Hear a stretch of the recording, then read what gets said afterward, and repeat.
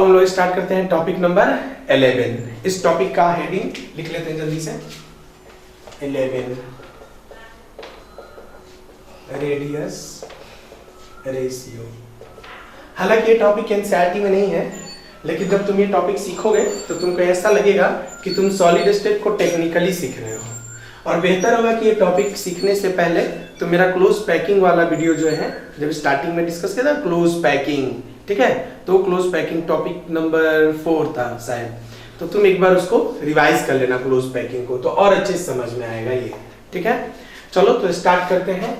Radius ratio. पहले radius ratio discuss करेंगे 2 dimension में, फिर रेडियस रेशियो डिस्कस करेंगे 3 डायमेंशन में। तो first radius ratio in 2D structure. अच्छा, 2D स्ट्रक्चर जब बनाते हो तो 2 तरीके का 2D स्ट्रक्चर होता है। कैसे कैसे? एक होता है ए टाइप 2D स्ट्रक्चर और एक होता है ए बी टाइप 2D स्ट्रक्चर। पहले हम लोग डिस्कस करते हैं ए टाइप 2D स्ट्रक्चर। ये लो,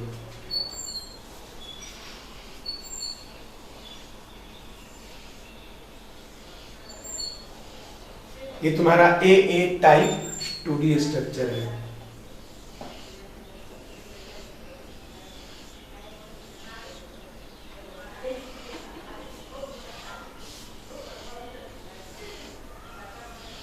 ऐसे 2D स्ट्रक्चर हो गया।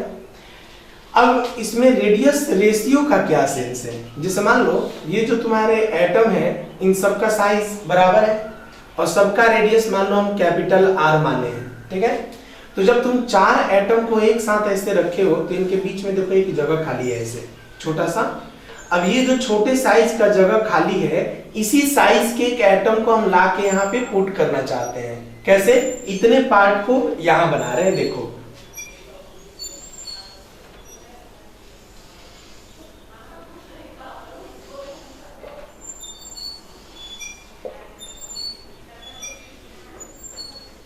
ऐसे बना लिए। अब इसके बीच में एक यहाँ पे जगह खाली है, इस खाली जगह के एक एटम को रखना चाहते हैं ऐसे, ठीक है। बताओ क्या इन दोनों का रेडियस आपस में सेम होगा? नहीं। मान लो इसका रेडियस है कैपिटल R और इसका रेडियस है स्मॉल r। कैपिटल R और स्मॉल r, यही स्मॉल r और कैपिटल R के बीच का रेडियस रेशियो निकालेंगे। मतलब इनका और इनका क्या रेशियो होना चाहिए, ठीक है। बुक में देखोगे ना तो इस स्मॉल r को r प्लस ले लेता है और कैपिटल R को R माइनस ले लेता है, क्योंकि जनरली जिस पर निगेटिव चार्ज आएगा उसका साइज बड़ा होगा और जिस पे पॉजिटिव चार्ज आएगा उसका साइज छोटा होगा, इसीलिए ये R प्लस और R माइनस भी लिखता है। क्लियर है? अब यहाँ पे ये जो तुम अरेंजमेंट किए हो ये 2 डायमेंशन का अरेंजमेंट है और 2 डायमेंशन में ये ए टाइप का अरेंजमेंट है। ए टाइप मतलब second layer exist on first layer, third layer exist on second layer, इस तरीके से अरेंजमेंट है ना ये। और इस अरेंजमेंट को यहाँ पे हम बना दिए हैं, ठीक। अब देखो इसका रेशियो निकालने के बाद कुछ बात सिखाएंगे तुमको। जैसे मान लो ये पूरा लेंथ यहाँ से यहाँ तक ले लो, तुम खुद बताओ यहाँ से यहाँ तक टोटल लेंथ कितना है। देखो तो कैपिटल R स्मॉल r 2 लेना होगा क्योंकि पूरा डायमीटर लेना होगा ना इसका, तो यहाँ से यहाँ तक 2r और फिर ये वाला एक r, मतलब 2 कैपिटल R 2 स्मॉल r, ये मिल करके यहाँ से यहाँ तक फेस डायगोनल का टोटल लेंथ है। और फेस डायगोनल का टोटल लेंथ कितना होता है? a√2 होता है। क्लियर हो गया? अच्छा तुम बताओ यहाँ पे ये r और ये r एक दूसरे को टच कर रहे हैं, तो ये जो टोटल लेंथ क्यूब का है अगर a है तो क्या a = 2r लिख सकते हैं? यानी कि यहाँ पे हम लिख सकते हैं 2 कैपिटल R 2 स्मॉल r = यहाँ पे 2r√2, इतना लिख सकते हैं।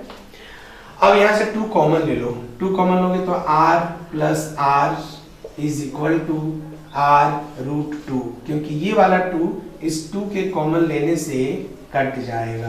क्लियर है? अब तुम चाहो तो हर जगह माइनस प्लस भी बना सकते हो, वैसे वो एक बार हम समझा दिए तो उस पर बार बार दिमाग लगाने का जरूरत नहीं है। अब इसको क्या लिखोगे तुम बताओ? यहाँ लिख सकते हो तुम r प्लस r, मतलब कि r minus r plus is equal to r minus और रूट 2। तुम क्या करो, r माइनस से दोनों साइड डिवाइड कर दो, तो यहाँ पे लिखेंगे 1, r माइनस से डिवाइड करोगे तो 1, फिर यहाँ लिखोगे r plus by r minus, ठीक है, r plus by r minus is equal to root 2, ऐसा लिख सकते हो। अच्छा, अब अगर तुम इसको सॉल्व करोगे तो आ जाएगा r plus by r minus is equal to root 2 minus 1, यानी 1.414 माइनस 1 यानी 0.414, यह आएगा r plus by r minus. यही रेशियो होता है। अब इस रेशियो थोड़ा और इलोबरेट कर दें, r plus is equal to 0.414 r minus. इसका मतलब क्या है, हम तुमको ये समझाना चाहते हैं। जैसे हम ये रेशियो ले आए, इसका मतलब कि अगर तुम्हारा कॉर्नर वाले एटम का रेडियस कैपिटल R है, तो जो स्मॉल रेडियस है वो इस R माइनस के इतना टाइम्स लोअर होना चाहिए, इतना टाइम्स लोअर, 0.414, इतना टाइम्स छोटा, इतने टाइम से मल्टीप्लाई करने पे ये आ रहा है ना, ठीक है, यानी कि इन दोनों का जो रेशियो आ रहा है वो 0.414 आ रहा है। अच्छा, एक बात बताएं, तुम कभी भी इन दोनों का रेशियो निकालोगे, r plus by r minus का रेशियो कभी भी ग्रेटर देन 1 नहीं आएगा, कभी नहीं, ऑलवेज लेस देन आएगा। क्यों? क्योंकि ये रेडियस तो हमेशा छोटा होगा ना, और ये रेडियस तो हमेशा बड़ा होगा। क्लियर हो रहा है? This is called radius ratio. Radius ratio का मेन सेंस क्या है कि जब आप बड़ा एटम को यहाँ पे अरेंज करते हैं तो छोटे वाले एटम को इसके अंदर इस तरीके से सजाना है कि ये एटम आपस में डिस्टर्ब भी ना हो और ये एटम इनके बीच में जाकर के से बैठ भी जाए। ठीक है, तो 2 डायमेंशन का एक स्ट्रक्चर तुमको दिखाया जिसका नाम है ए टाइप का रेडियस रेशियो। ठीक है, इसी का सेकेंड टाइप सिखाते हैं जिसमें है, अभी जितना रेडियस रेशियो पॉसिबल है पहले सब एक साथ निकाल लेते हैं, तब तुमको और अच्छे समझ में आएगा। अब देखो radius ratio in 2D structure, लेकिन अब 2D स्ट्रक्चर में हमारा टाइप क्या होगा? Type A B type structure. अब अगर ए बी टाइप स्ट्रक्चर लोगे तो क्लोज पैकिंग कैसे करोगे वो देखो। यहाँ पे 1, 2 एटम, 3 एटम, 4 एटम। अब जो सेकेंड लेयर होगा वो इन दोनों के बीच में आएगा ऐसे, 1, 2, 3, 4 ऐसे होगा, इसको बोलोगे बी लेयर। फिर जब थर्ड लेयर जाओगे तो ए के ऊपर पड़ेगा ऐसे,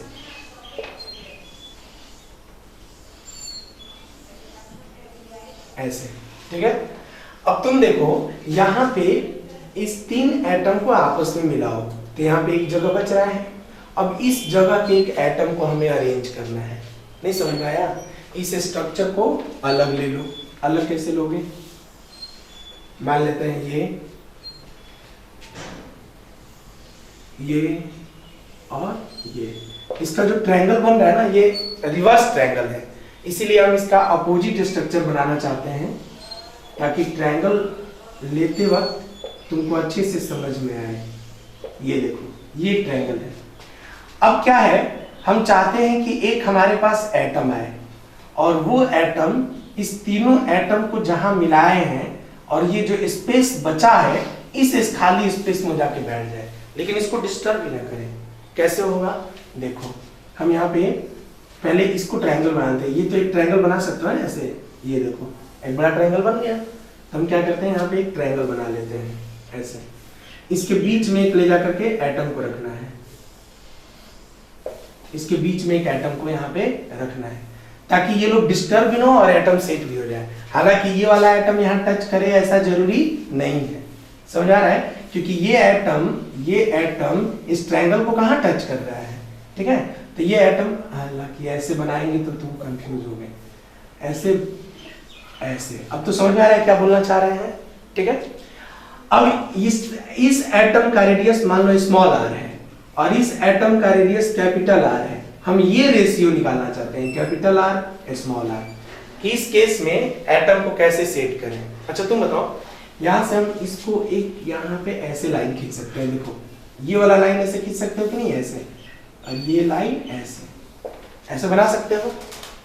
तो बताओ ये वाला वैल्यू तुमको मालूम है, ये वाला r है, ये वाला r प्लस r है, मतलब ये r प्लस r है और ये क्या है, r है, a b c। अब तुम ये एंगल के बारे में सोचो, ये पूरा एंगल देखो 60 डिग्री का है, तो बताओ ये एंगल कितना डिग्री होगा, 30 डिग्री होगा।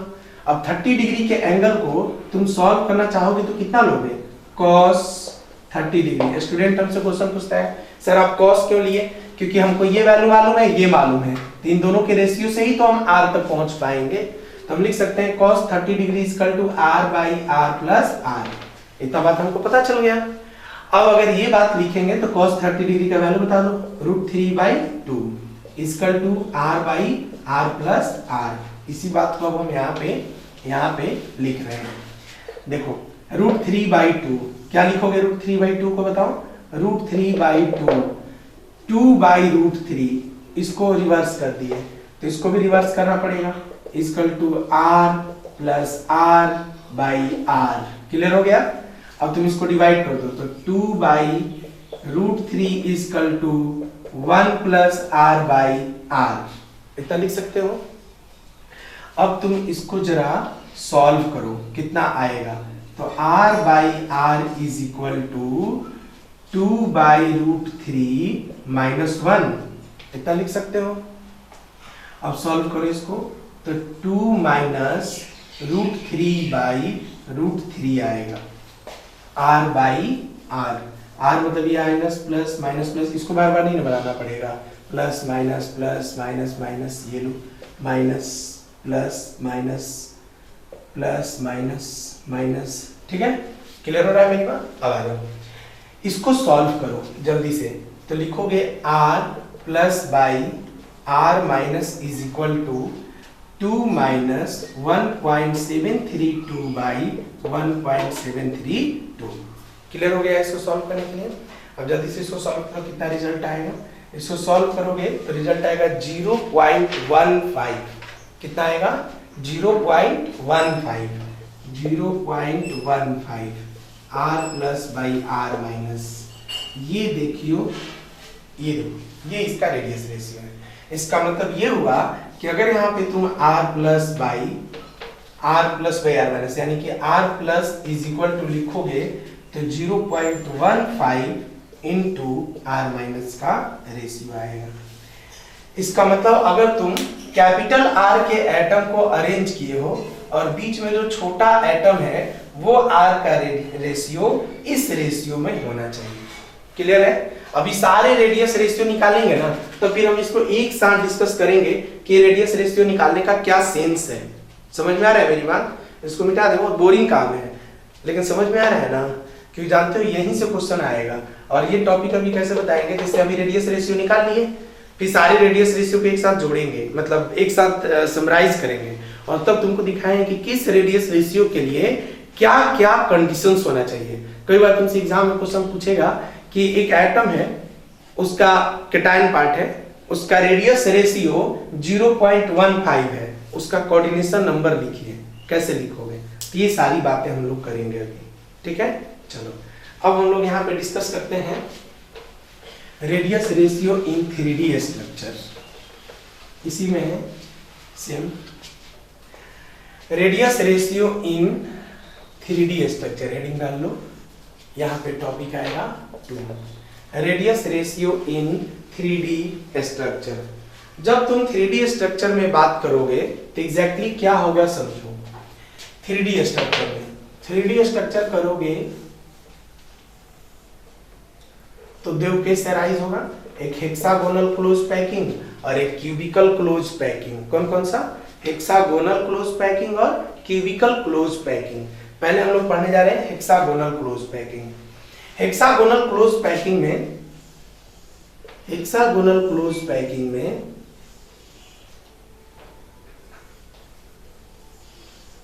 जो तुम्हारे एटम है वो इस तरीके से हेक्सागन अरेंज होंगे, ऐसे अरेंज होंगे, फिर इसके ऊपर ऐसे अरेंज होंगे। लेकिन तुम बताओ ये अरेंजमेंट अभी 3 डायमेंशन में है कि 2 डायमेंशन में है। X Y. 3 डायमेंशन में है कि 2 डायमेंशन में है? तो 2 डायमेंशन में भी एक्स और वाई है। अब जब 3 डायमेंशन जाओगे तो इसके ऊपर एटम रखना शुरू करोगे। जब इसके एटम इसके ऊपर रखना शुरू करोगे तो वो एटम इसके बीच में ऐसे रहेगा, ऐसे। ठीक है, अब इसी स्ट्रक्चर को हम यहां समझा रहे हैं। पहले तुम 3 स्ट्रक्चर लोगे, फिर इस 3 स्ट्रक्चर के ऊपर, मतलब 3 स्ट्रक्चर पहले ऐसे रख लिए 3 बॉल, इसके ऊपर ये 3, इसके ऊपर जब तुम यहां पे एक बॉल रखोगे, ये बॉल इसके ऊपर रखा गया है ऐसे, ये बॉल ऐसे रखा गया है। तो तुम ही बताओ इसका भी सेंटर होगा। अब इस सेंटर को यहां पे मिलाओ, ऐसे जब मिलाओगे और यहाँ पे ये ट्रायंगल बनाओगे, तुम देखो ये एक टेट्राहेड्रल स्ट्रक्चर बनाएगा। कौन सा स्ट्रक्चर? और ये टेट्राहेड्रल स्ट्रक्चर बनने के बाद ये वाला एरिया फिल नहीं होगा, केवल कवर होगा। और उस कवर एरिया में एक एटम को ले जाकर के अरेंज करना है हमको। क्लियर हो रहा है कैसे अरेंज करना है? ठीक है, अच्छा। इसी बात का स्ट्रक्चर नॉर्मल बना दे रहे हैं। जैसे ये टेट्राहेड्रल स्ट्रक्चर है और टेट्राहेड्रल में अब यहां पे एक एटम को रखना है, इस टेट्राहेड्रल के बीच में एक एटम को ले जाकर रखना है। इसको एक और तरीके से समझा रहे हैं ताकि तुमको और मेरी बात समझ में आए। तुमको याद होगा हम बताए थे क्लोज पैकिंग में कि टेट्राहेड्रल का जो पोजीशन होता है वो बॉडी डायगोनल पर होता है, मतलब बॉडी डायगोनल यहां पर है। यानी तुम्हारा एक एटम यहां प्रेजेंट है, एक एटम यहां प्रेजेंट है, एक एटम यहां, मतलब ये एक इस फेस के सेंटर पे ऐसे, यहां पे ऐसे, और एक एटम इस फेस के सेंटर पे यहां। और तब ये सबके बीच में यहां पे टेट्राहेड्रल का छोटा सा जगह खाली होगा। ये देखो छोटा सा जगह खाली है, उसी खाली जगह पे ले जाकर के एटम को पुट किए हैं। ठीक है, अब तुम इस एटम से ऐसे एक ट्रायंगल बनाओ, ऐसे ऐसे ट्रायंगल बनाओ। अब जरा ध्यान दो, ये जब तुम ट्रायंगल बनाओगे तो ये वाला जो एटम, अब यहाँ पे एक एटम ये है, एक एटम ये है, एक एटम ये, एक एटम ये सब अलग अलग एटम है। और उसमें साइड में बीच में एक एटम को ले जाकर एकदम पुट कर दिए। ये एटम जो होगा उसमें एक रेडियस आएगा ये वाला आर, इसके लिए यहाँ कोई एटम नहीं है, इसके लिए रेडियस वैलिड होगा आर। क्लियर हो रहा है मेरी बात, क्या बोलना चाह रहे हैं? और ये जो एटम है इनके बीच में यहाँ पे आर और आर, और ये वाला जो एटम, ये वाला नहीं, ये वाला जो एटम लोगे, ये जो लेंथ लोगे वो होगा आर। मतलब यहाँ पे तुम साइन का वैल्यू लोगे, न कि कॉस का, ये वैल्यू लोगे। ठीक है, यहाँ r plus by r minus, यानी कि r plus is equal to लिखोगे तो 0.15 इंटू आर माइनस का रेशियो आएगा। इसका मतलब अगर तुम कैपिटल आर के एटम को अरेंज किए हो और बीच में जो छोटा एटम है वो आर का रेशियो इस रेशियो में होना चाहिए। क्लियर है? अभी सारे रेडियस रेशियो निकालेंगे ना तो फिर हम इसको एक साथ डिस्कस करेंगे कि रेडियस रेशियो निकालने का क्या सेंस है।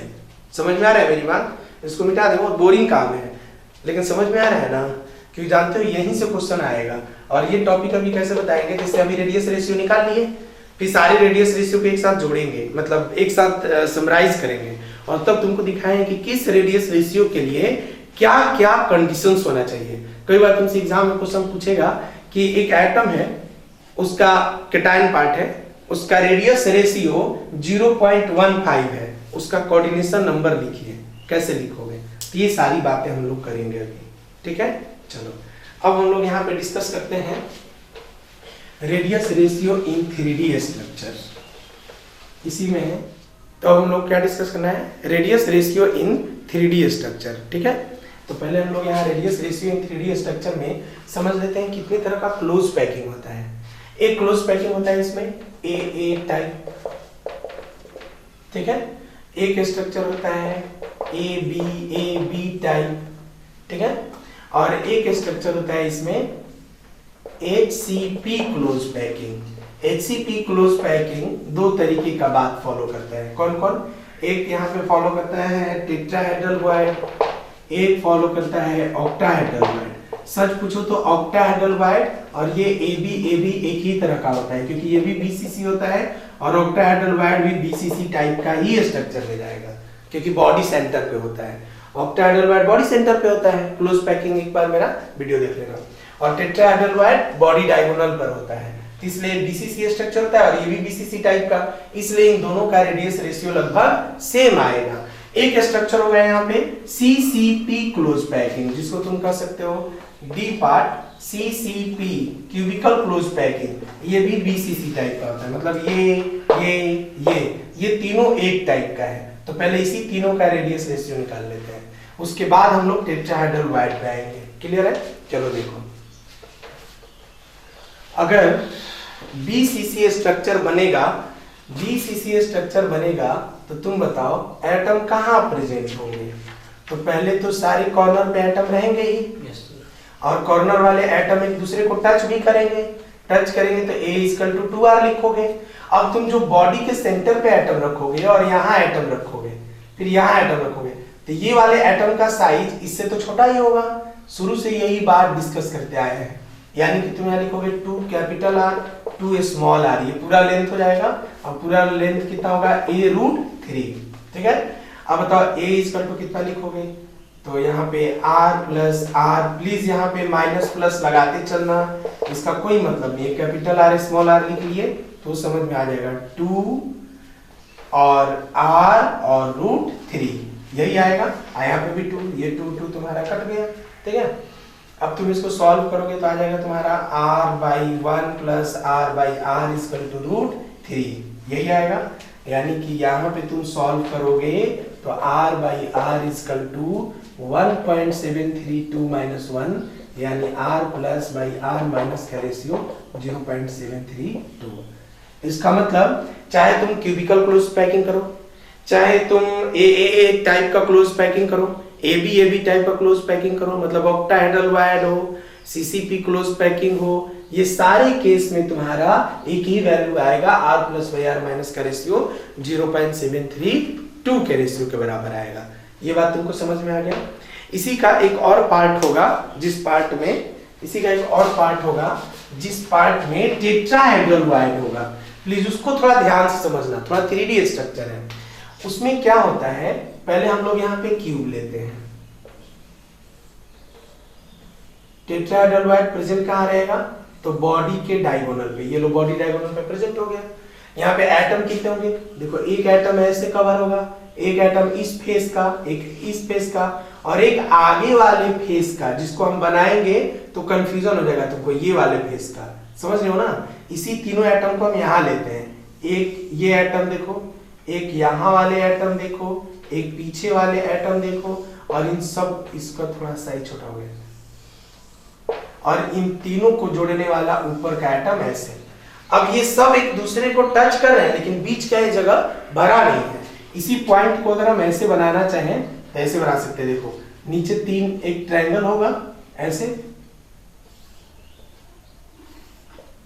और सब ट्रायंगल पे तुम चाहोगे तो ऐसे जोड़ दोगे। ये देखो टेट्राहेड्रल हो गया। अब इस टेट्राहेड्रल वायड में एक एटम को ला करके ऐसे तुम्हें पुट करना है। समझ में आ रहा है हम क्या बोल रहे हैं अब? अच्छा बताओ, जब इसमें तुम एटम को पुट करोगे तो वो चारों एटम को टच तो करेगा, लेकिन ये सारे एटम एक दूसरे से डिस्टर्ब नहीं होंगे ऐसे केस में। अच्छा ये बताओ, ये एंगल कितना है? 109 डिग्री। कितना डिग्री? 109 डिग्री। अब यहाँ पे तुमको sin 109 डिग्री बाई 2 लिखना होगा। कहोगे क्यों? क्योंकि ये अब तुम जब इसको लेते हुए ट्रायंगल बनाओगे ऐसे, तो ये ट्रायंगल तो अब इनके आधा पे चला है ना, ये वाला वैल्यू। क्लियर है हम क्या बोलना चाह रहे हैं?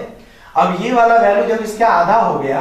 अच्छा एक बात और सुनो, ये जो यहां से यहां तक का लेंथ है, ये 2r है, ये लेंथ 2r है। ये जो ट्रायंगल है इसके आधे पे बना है, यानी कि यहां लिख सकते हो R/R+R, और इसका वैल्यू अगर तुम देखोगे कैलकुलेट करके तो 0.81 आएगा।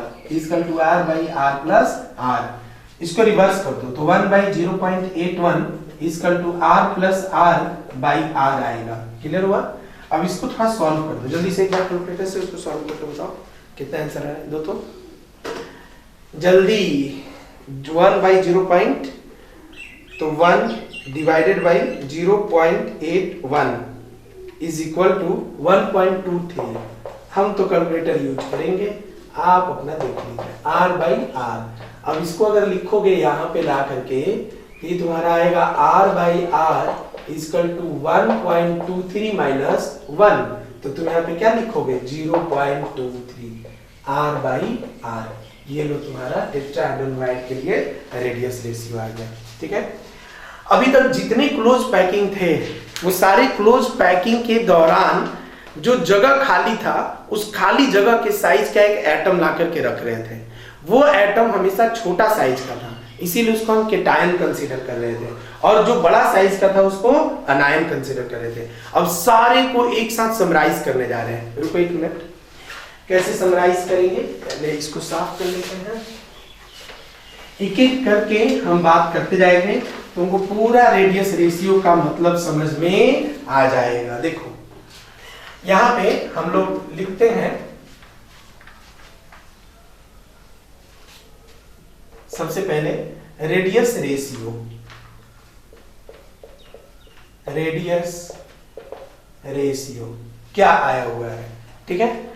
अब ये रेडियस रेशियो में हम लोग यहां पे लिखेंगे कि जो रेडियस रेशियो निकाले हैं उसके दौरान उसका कोऑर्डिनेशन नंबर क्या आएगा. ठीक है. और नेक्स्ट और इंपॉर्टेंट, उसका नेम क्या होगा. नेम या कंडीशन, किस कंडीशन में इस तरह का बात जाएगा. जैसे जितना रेडियस रेशियो कैलकुलेट किए हैं तुम उसमें देखो, रेडियस रेशियो का मिनिमम वैल्यू जो आया है r plus by r minus का रेडियस रेशियो, पहला कंडीशन है कि 0.15 से छोटा होगा तो क्या होगा. तो अगर रेडियस रेशियो का वैल्यू 0.15 से छोटा आएगा, ऐसा कोई रेडियस रेशियो पॉसिबल ही नहीं हो पाएगा. इसीलिए कई बार इसके बारे में कहा जाता है कि कोऑर्डिनेशन नंबर 2 होगा. ठीक है. कोऑर्डिनेशन नंबर 2, दो एटम एक एक्सिस पर सजाए गए रहेंगे, अरेंज होंगे. वैसे केस में रेडियस रेशियो 0.15 से 2 आएगा. इसको लिनियर बोल सकते हैं, लिनियर वायर्ड. कौन सा वायर्ड बोलेंगे? Linear wired. अब हमारा दूसरा केस है कि r plus by r minus का रेशियो 0.15 होगा तो क्या होगा. तो तुम याद करो, 2 डायमेंशन का क्लोज पैकिंग में हेक्सागोनल क्लोज पैकिंग कंसीडर किए थे. ट्रायंगुलर वायर्ड आया था, 3 एटम टच में थे बड़े बड़े, अब बीच में छोटा सा एटम टच था, और उस एटम का रेडियस रेशियो निकालने पे यही आया था. मतलब ऐसे केस में उसका कोऑर्डिनेशन नंबर क्या होगा? 3. वायर्ड का नाम क्या होगा? Try angular wired. क्या नाम होगा? Try angular wired. अच्छा, अगर ये जैसे ट्रायंगुलर वायर्ड का स्ट्रक्चर बना देते हैं यहाँ पे ऐसे, अब बीच में जो खाली जगह उसमें छोटा वाला एटम है, ये सब टच में है, ये कंडीशन है, ये नाम है. अब तुम बीच वाले एटम को थोड़ा बड़ा करो. जैसे ही बीच वाले एटम को थोड़ा बड़ा करोगे, मतलब क्या ये दोनों एक दूसरे को टच कर पाएंगे? नहीं. मतलब उनका टचिंग पॉइंट क्या होने लगेगा? धीरे धीरे खत्म होने लगेगा. थोड़ा इसका रेडियस और बड़ा करो, थोड़ा रेडियस और बड़ा करोगे तो इसका रेडियस रेशियो बड़ा होने से ये और थोड़ी दूरी पे होंगे, और इस तरीके से ये जैसे जैसे दूर होते जाएंगे इनका ये रेशियो बढ़ता चला जाएगा. और ये रेशियो बढ़ करके जब 0.15 से बढ़ करके और 0.22 के अप्रॉक्स आता है, जिसको हम अभी सॉल्व किए थे, 0.23 लिखे थे. 0.15 से बढ़ते बढ़ते 0.23 से छोटा रहेगा, तब तक ये यही केस को फॉलो करेंगे. ठीक है. लेकिन जैसे ही इनका रेडियस रेशियो 0.23 के बराबर हो जाएगा, अब ये 3 नहीं 4 एटम के टच में आ जाएंगे, और इनका कोऑर्डिनेशन नंबर कितना हो जाएगा? 4. कोऑर्डिनेशन नंबर कितना हो जाएगा? 4. और ऐसे केस में इनका नाम क्या होगा? Tetrahedral wired. क्या नाम होगा? टेट्राहेड्रल वायर्ड नाम होगा. इनका नाम हो जाएगा टेट्राहेड्रल वायर्ड.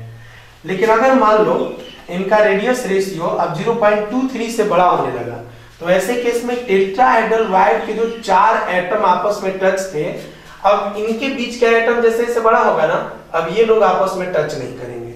अच्छा, कब तक ये वैलिड हो पाएगा?